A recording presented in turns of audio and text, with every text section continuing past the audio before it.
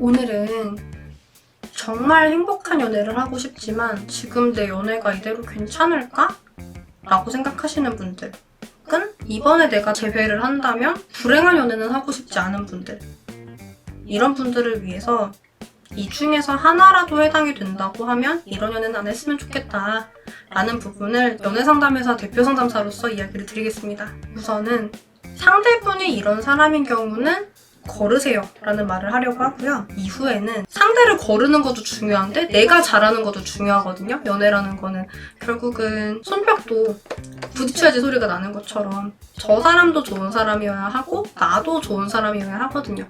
그런데 많은 분들이 일단 상대를 거르려고 많이 하시더라고요. 우선은 어떤 상대일 때 거르는 게 좋은지 알려드릴 거고, 나 또한 좋은 연애를 위해서 무엇을 노력하고 무엇을 안 해야 하는지까지 같이 알려드리겠습니다. 궁금하신 분들은 영상을 끝까지 보셔야겠죠? 자, 그러면 알려드릴게요. 우선 내가 아무리 상대분이 놓치고 싶지 않을 만한 사람이 되어서 그 부분들을 보여준다고 해도 상대분이 알아봐야 사실 재회가 되는 거거든요. 이게 다들 인정을 해도 상대분만 모르고 있는 경우들이 있어요. 좀 지혜로워야 되는 거죠, 상대분이. 문제가 있어요. 상대분이 사실 별로 지혜롭지 않은 경우에 흔들리긴 흔들리는데 본인이 그 순간 판단을 못해요. 그리고 시간이 지나서 연락이 온단 말이죠. 그거만큼 안타까운 게 어디 있을까요? 사실은 타이밍만 잘 맞았으면 재회가 됐을 거잖아요. 서로의 마음이 그렇게 타이밍이 안 맞아가지고 어긋나 버리는 거. 노력은 했는데 내가 초기에 원했었던 결과를 얻지 못하는 거. 굉장히 안타까운 일이잖아요. 아예 재회가 안 될 거면 안 되는 게 나은데 연락이 올 거면은 좀 나도 잘해주고 싶을 때 오든가 이게 타이밍이 맞아주면 좋잖아요. 사실은 연락이 뒤늦게 왔다는 거는 본인이 그만큼 판단이 느렸다는 거거든요. 본인의 감정, 본인에게 좋은 거 이런 거에 대해서 결정할 능력이 없었다는 거예요, 그분이. 그래서 보통 그런 상황에서 제가 많이 말씀을 드리는 게, 자, 우리 다음번 연애를 할 때는 좀 이런 노력들을 알아봐 줄 수 있는 지혜로운 사람이랑 연애를 하자라고 얘기를 하거든요. 그러니까 정말 나한테 중요한 게 뭔지, 날 행복하게 해주는 게 뭔지 이런 것들을 잘 판단을 하는 걸 우리가 지혜라고 하잖아요.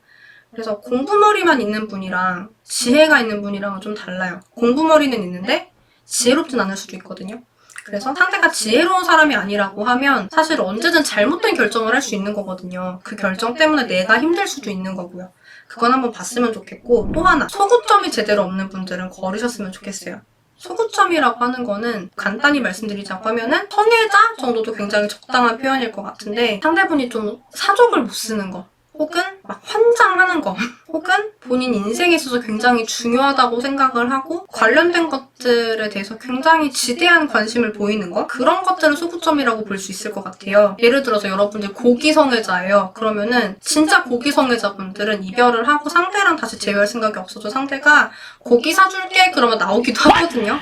이게 소구점이에요. 고기성애자분들에겐 고기가 소구점인 거죠. 특히 재회를 할 때 상대가 소구점이 명확하면 되게 좋은데, 그런데 상대가 소구점이 명확하지 않으면 사실 재회가 되게 어렵거든요. 무슨 말이냐면 상대랑 대화가 안 통할 때 사용해야 되는 게 너예요. 그런데 소구점을 내가 제대로 맞췄을 때는 굳이 내가 힘들게 너를 하지 않아도 상대분이 재회를 하고 싶다고 생각할 수도 있거든요. 그런데 소구점이 없으신 분들이 계세요.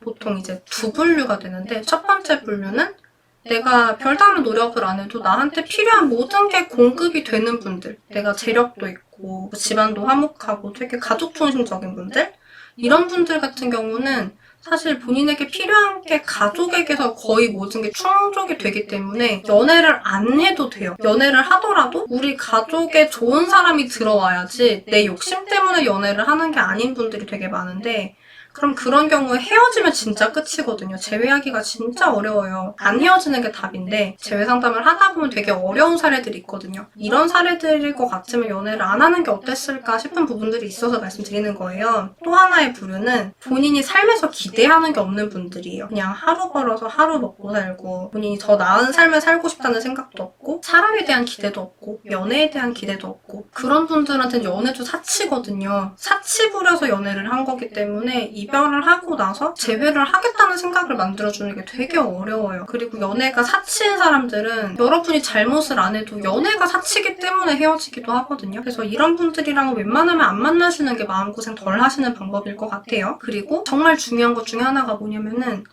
남 탓을 하고 불평만 많으신 분들, 이런 분들 같은 경우에 서로 좋을 땐 너무 좋아요. 그런데 트러블이 생기거나 갈등이 생길 때가 분명히 있잖아요. 근데 그 상황에서 남 탓하시는 분들이 내 짝이라고 하면 뭔가 문제가 생기면 다 내 잘못이 돼요. 그리고 문제가 생겼을 때 해결을 해야 되는 것도 다 나예요. 너는 해결을 안 해요. 그럼 이 연애라는 게 우리가 노력을 아무것도 안 해도 유지가 되는 게 아니라 분명히 서로 노력을 해줘야지 연애가 유지가 되는 거잖아요. 서로 잘 챙겨주는 것도 노력이고, 그쵸? 연애는 분명히 많은 노력이 드는 일인데 이분은 본인은 책임을 안 진다는 거예요. 책임을 져야 하는 일은 다 내가 해야 되고 내가 다 했는데 결과가 안 좋으면 내가 또 욕먹는 그런 결론이 되거든요. 굉장히 억울하고 서운하겠죠? 근데 남 탓하시는 분들은 계속해서 사람을 억울하고 서운하게 할 거예요. 그래서 우리가 평생 좋은 일만 있을 거다라고 하면 이런 분들이랑 연애를 해도 되는데 솔직히 인생이 좋은 일만 있진 않잖아요. 그렇기 때문에 우리가 힘든 시기에도 같이 잘 버텨나갈 그런 의지가 될 만한 좋은 사람을 만나고 싶다고 하시면은 남 탓하시는 분은 정말 진짜 제 발을 걸러야 돼요. 그리고 비슷한 유형이 불평만 하시는 분들. 굳이 내 탓을 하는 건 아닌데 불평을 계속 하는 거죠. 이건 이래서 싫고 저건 저래서 싫고 다 싫고 세상은 잘못됐고 좀 약간 염세적이고 그런 분들? 이분들 입장에서는 사실은 모든 게 세상 탓이에요. 내 탓은 없어요. 이런 분들이 특히 사과도 잘 안 해요. 본인이 잘못을 했어도 사과를 안 하는데 당연히 사귀는 사람이 기분이 나쁘겠죠. 이런 분들하고 연애를 하는 거는 그냥 내가 내 무덤 파는 거예요. 그리고 또 하나. 진짜 사람들마다 본인이 원하는 기준이 정말 다르잖아요.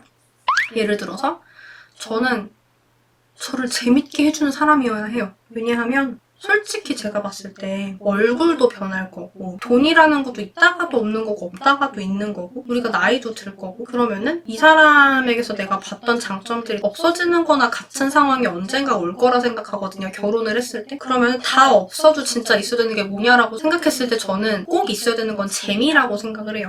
이 사람이랑 있는 게 즐겁고 날 계속 웃을 수 있게 해줄 수 있다고 하면 그 사람은 정말 좋은 사람이 아닌가라고 생각을 하고 저는 그 기준으로 나라쌤을 만났거든요. 그래서 저는 정말 매일 웃음이 끊이지 않아요. 나라쌤이랑 있을 때. 약간 미친 듯이 웃어요. 정말 재밌게 해주거든요. 나라쌤이 이렇게 말을 할 정도예요. 희원아 너는 평생 암은 안 걸리겠다. 제가 물어봐요. 오빠 왜? 라고 물어보면은 이렇게 웃는데 이렇게 매일 웃는데 어떻게 암이 걸리겠냐라고 얘기를 하더라고요.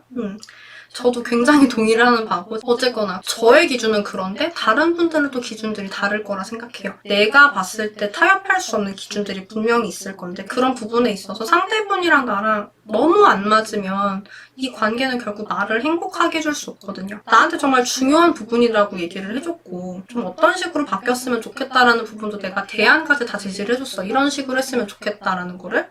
근데 그럼에도 이 사람이 노력을 안 해서 안 바뀐다라고 하면은 걸러야 돼요. 보통 나머지가 좋은 사람이라고 하면 이것 빼고 다 좋은데 라고 하면서 못 놓는 분들 계시거든요.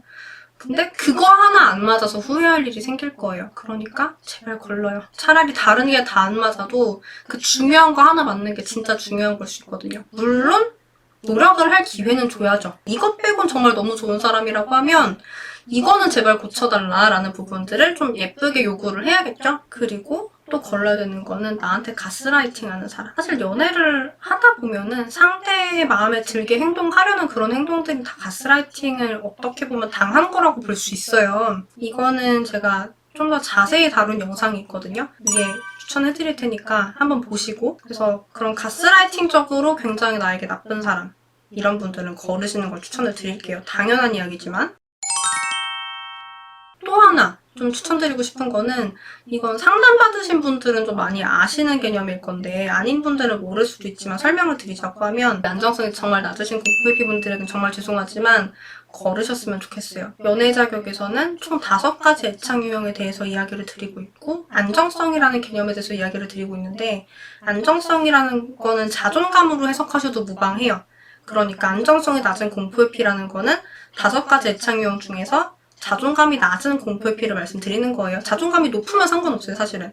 근데 이제 공포회피란 어떤 분들이냐면은 되게 엄청 복잡한 이야기지만 짧게 줄여가지고 핵심만 말씀드리자고 하면 보통 학대받으신 분들 혹은 좀 굉장히 사회적인 규칙이나 엄한 공동체나 엄한 집, 엄한 가정 이런 데서 억눌려가지고 좀 억압돼서 자라오신 분들 이런 분들 같은 경우에 공포회피가 되는 가능성이 되게 높아요. 방금까지 정말 너 없으면 죽는다, 사랑한다라고 얘기를 했다가 또 갑자기 인생 뭐 있냐라고 하면서 연락 다 끊어버리고 잠수를 탄다든지 좀 그럴 수 있는 타입이에요, 이런 분들이.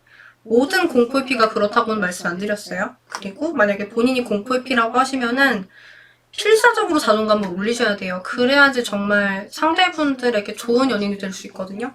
근데 저도 자존감이 낮은 공포회피였었기 때문에 말씀드리자면은 이 사람들 맞춰주는 거 진짜 너무 피곤하고 힘든 일이에요. 솔직히. 그래서 공포회피 분들이 이 영상을 보고 계시다고 하시면은 한 가지 알려드리고 싶은 게 내 옆에 누군가 있어준다는 거 진짜 고마운 일이거든요. 왜냐하면 그만큼 공포회피 분들은 옆 사람들을 굉장히 피곤하게 하는 타입이에요.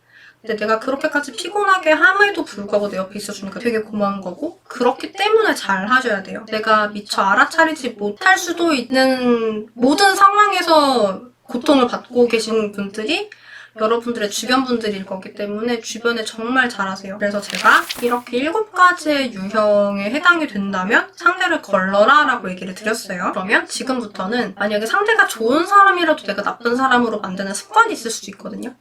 그 부분들에 대해서 얘기를 드릴게요. 우리가 하지 말아야 되는 습관이 뭐가 있냐면 이것도 7가지가 있는데요. 우선 첫 번째, 서운함을 시전을 하는 겁니다. 아니 선생님, 서운한 게 대체 왜 문제인가요? 상대가 날 서운하게 하는 건데요? 라고 하시는 분들 계실 거예요. 서운한 걸 얘기하지 말라는 게 아니에요. 다만 서운함이라는 감정이 굉장히 위험하고 관계를 망가뜨리는 감정이기 때문에 굉장히 정교하게 잘 다뤄야 되거든요. 서운함을 건강하게 풀 수 있으면 괜찮아요. 근데 보통은 이 서운함을 가지고 상대가 이별하고 싶을 정도로 잘못 표현을 하시거든요. 그걸 하지 말라는 거여가지고 이게 왜 문제죠? 싶으신 분들은 좀 검색을 해보세요. 제 블로그랑 유튜브에서. 서운함이 대체 왜 연애를 망가뜨리는지에 대해서 진짜 많이 써있거든요. 그리고 상대분들을 나에게 나쁜 사람으로 만들 수 있는 습관 중에 하나가 투정하는 거. 어떻게 보면은 서운함이랑 비슷한 거긴 하죠. 근데 내가 계속해서 틱틱거리고 이런 행동들이 결코 사랑스럽지 않아요. 그래서 어떻게 하면 내가 상대분 좀 더 아끼고 싶은 사람이 될까? 이걸 많이 고민을 해주시면 좋을 것 같고요. 그리고 집착하는 거. 집착을 하고 구속을 하게 되면은 상대분들이 도망가고 싶어 해요. 당연한 거거든요. 어린 아이만 생각을 해볼게요. 어린 아이를 예를 들어서 친척 어르신이 귀엽다고 끌어안고 놓아주질 않아요. 그러면 아이가 그 어르신을 좋아할까요? 연애도 똑같은 거거든요. 내가 그런 행동을 하고 있지 않은지 생각을 해보셔야 돼요. 그리고 잔소리하는 거, 추궁하는 거 이런 것도 좋지 않아요? 잔소리는 여러분들이 진짜 많이 하시는 방법이면서 여러분들도 진짜 당하기 싫어하는 거예요. 여러분들이 싫은 짓을 왜 상대한테 해요? 사랑받고 싶으면서. 여러분들 잔소리하는 부모님, 잔소리하는 선생님 좋아하세요? 아니잖아요. 정말 아이를 잘 가르치고 그리고 정말 실력 있는 선생님들은 잔소리 안 하고도 아이들이 바뀌게 만들거든요. 여러분들이 원하는 게 있을 때 해야 되는 건 잔소리가 아니라 바뀌게 만드는 거예요. 그렇게 해주셔야 되고 추궁도 마찬가지예요. 상대가 잘못했다는 가정하에 내가 추궁을 하면 상대는 잘못한 사람이 돼버리고요. 잘못한 사람은 물론 사과를 하면 될 수도 있는데 근데 계속해서 잘못한 게 쌓이거나 혹은 내가 잘못도 안 했는데 사과를 해야 되는 상황이 반복이 되면은 이 사람은 연애를 안 하고 싶어져요. 그래서 추궁도 굉장히 본인이 옳다고 생각해서 하시겠지만 자제해야 되는 행동이에요. 그리고 마지막으로 내 말만 하시는 분들이 계세요. 연애를 할 때 굉장히 기본적인 게 역지사지를 하시는 거거든요. 나랑 상대는 다른 사람이잖아요. 분명히 다른 생각을 가지고 있을 수가 있는데 상대가 나랑 똑같은 사람일 거라고 생각을 하고 행동을 하면 굉장히 많은 문제가 생겨요. 그렇기 때문에 상대에 대해서 내가 잘 알려면 경청을 해야 되거든요.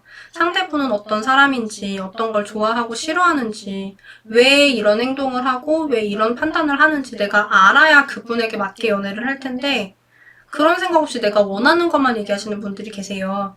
그런 분들은 누가 봐도 이기적이겠죠? 그리고 이기적인 사람이랑 연애하면 뭐가 좋을까요? 그쵸? 상대분들 입장에서 나를 선택하지 못하게 만드는 방식이에요.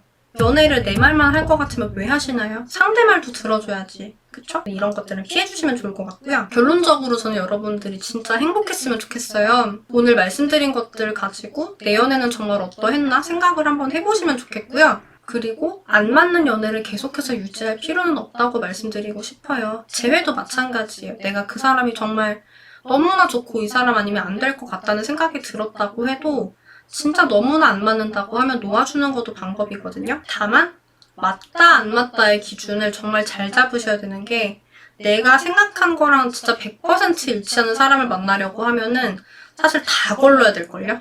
그래서 연인이라는 게 주문 제작을 할 수 있는 건 아니잖아요. 나한테 1대1 맞춤으로. 그 사람이 상품이 아니라 사람이라는 걸 받아들이셔야 돼요. 그래서 내가 사귈 수 있는 사람들 중에서 나한테 가장 맞는 사람을 어떻게 찾아낼 건가, 이런 부분들을 많이 고민을 해보시길 바라고, 진짜 이런 부분들을 해보고 싶으신 분들은 이상형 디자인 시트를 한번 검색을 해가지고 작성해보시는 것도 도움이 돼요. 제가 무료로 올려놨으니까 그렇게 해가지고 정말 이 사람은 나에게 너무나 맞는 사람이고 놓치면 안 된다라는 생각이 든다고 하시면은 포기하지 않았으면 좋겠어요. 내 인생은 내가 만들어가는 거거든요. 연애도 마찬가지예요. 결혼도 마찬가지고. 연애도 결혼도 내가 만들어가는 거예요. 집신도 짝이 있다, 인연이면 만난다라는 말들 많이 믿으시는데 요즘 비혼주의도 되게 많잖아요. 그럼 비혼주의 분들의 인연은 어떻게 되는 건가요? 요즘 세상은 정말 안 맞으면, 정말 좋은 사람이 아니면 연애를 안 하는, 결혼을 안 하는 시대가 됐기 때문에 여러분들 인연이 있을 거라고 기대를 하지 마시고요. 내 인연은 내가 찾으셔야 되고, 내가 관리를 하시고, 내가 그 사람의 마음을 유지를 시켜줘야 돼요. 그래서 연애를 시작했다는 이유로, 결혼을 시작했다는 이유로 연애가 유지가 되던, 결혼이 유지가 되던 시대가 지났기 때문에 저 사람이 계속해서 나를 사랑할 만한 이유를 내가 만들어주셔야 돼요. 그래서 정말 이 사람을 놓치면 안 되겠다고 생각이 된다면 뭘 하라고요? 노력을 하시라고요. 앞으로도 연애회사 대표 상담사로서 다양한 연애와 결혼, 이별, 재회 상황에서의 여러분들의 대처력을 한껏 높여드리는 그런 콘텐츠들을 많이 만들어드리려고 해요. 오늘의 영상이 좋으셨다고 하시면 좋아요 눌러주시고요. 여러분의 행복한 연애와 결혼 생활을 진심으로 응원드리겠습니다. 안녕.